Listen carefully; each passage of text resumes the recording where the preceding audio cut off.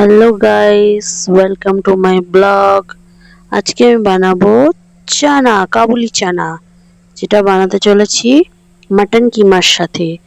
তো আজকের ডেট হচ্ছে 27/2/2026। তো তেল দিয়ে দিয়েছি কড়াইতে, আর আলু ভাজা চলছে। আলু, পেঁয়াজ সব আগে থেকে কেটে রেখেছিলাম।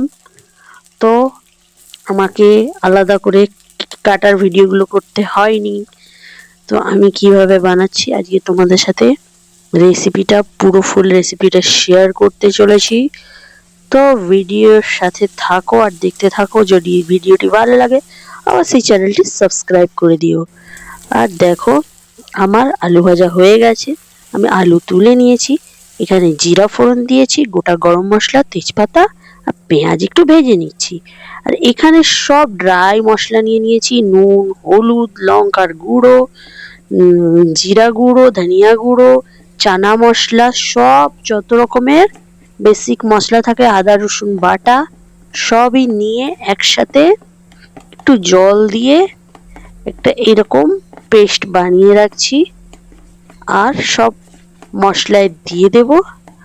তো এখন আমার পেঁয়াজটা ভাজা চলছে, ততক্ষণ আমি মশলাটা একটু ভালো করে গুলিয়ে নিচ্ছি। আর খুবই টেস্টি হবে আজকের এই চানাটা। দেখছো কিমা, তো কিমাটা সকালবেলায় কেনা হয়েছিল, ফ্রিজে রাখা ছিল।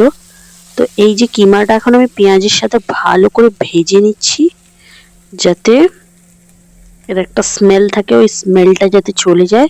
মশলা এখন আমি দিইনি, দেব। আর ভালো করে তার আগে নেড়ে নিলাম একটু পেঁয়াজের সাথে কিমাটা। এবার আমি মশলাটা দিয়ে দেব এর সাথে। এবার মশলাটা দিয়ে ভালো করে কষিয়ে নেব ঢাকা দিয়ে দিয়ে।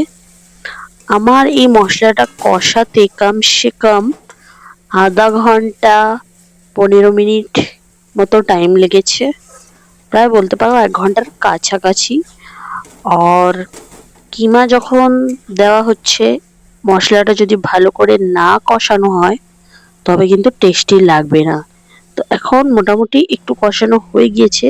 তো এখানে আমি দুটো বড় সাইজের টমাটার কেটে রেখেছিলাম এইভাবে স্লাইস করে রাফলি। তো এটা এইভাবে এখন দিয়ে দিলাম। এবার টমাটারটা দিয়ে ভালো করে কষিয়ে নেব। টমাটার দিয়ে ভালো করে কষানো হয়ে গেলে তারপরে লাস্টে চানা দেব। চানাগুলো ভালো করে দিয়ে তারপরে দেখো আমি আর কি কি করি। তো এখানে আমি একটু চা খাচ্ছিলাম। চা খেতে খেতে একটু মশলাটা ভালো করে নেড়ে দিচ্ছিলাম। মশলাটা কারণ পুড়ে যেতে পারে, ওই জন্য মশলাটা যাতে কড়াইতে লেগে না যায়, গ্যাসটাকে একটু স্লো করে ঢাকা দিয়ে দিয়ে স্টিমে ভালো করে মশলাটা কষিয়ে নিচ্ছিলাম। আর আমি একটু চাও খেয়ে নিলাম, বিস্কুট খেয়ে নিলাম।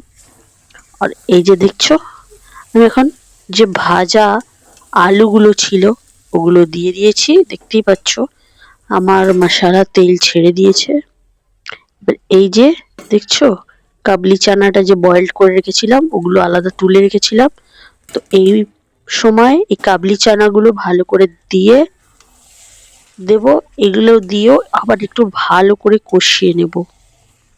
কষানো হয়ে গেলে আবার আমি প্রেসারে একটু দেব, কারণ যতই হোক মাটনের কিমা হোক বা যাই হোক, মাটন যদি ভালো করে বয়েলড না হয় কিরকম একটা ছিবড়া ছিবড়া লাগে, ভালো লাগে না খেতে আর কি, যে কোনো জিনিসই ভালো করে বয়েলড না হলে।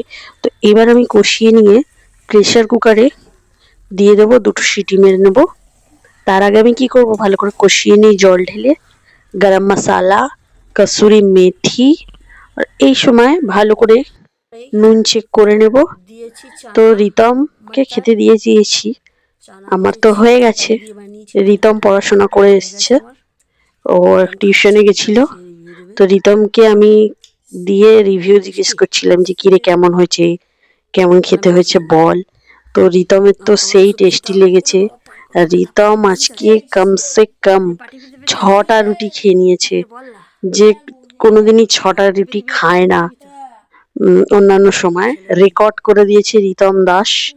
আর রিতম বলতে চাইছে যে এত সুন্দর হয়েছে যে কি বলবে, ও ভাষায় প্রকাশ করতে পারছে না। আর এখনো খেতে বসেছে, তো ও খেয়ে নিক। আর রাত্রিবেলা আমিও খাবো। খুবই টেস্টি হয়েছে, আমি একটু টেস্ট করে দেখেছি। আর আজকের মতন বাই। ব্লগটা কেমন লাগলো অবশ্যই কমেন্ট করে আপনারা জানাবেন, আর ভিডিওর সাথে থাকবেন, আর ভিডিওকে লাইক দেবেন। কিছু বলার থাকলে অবশ্যই কমেন্ট করবেন। আর এভাবেই আবার দেখা হচ্ছে পরের কোনো ভিডিওর সঙ্গে। তো আপাতত আজকের মতন বাই। সবাই খুব ভালো থাকবেন। সি ইউ, আবার দেখা হচ্ছে। আমারও তো সিধা রয়েছে, এই তো এরকম করলাম, সিধা রয়েছে। দাদা আমি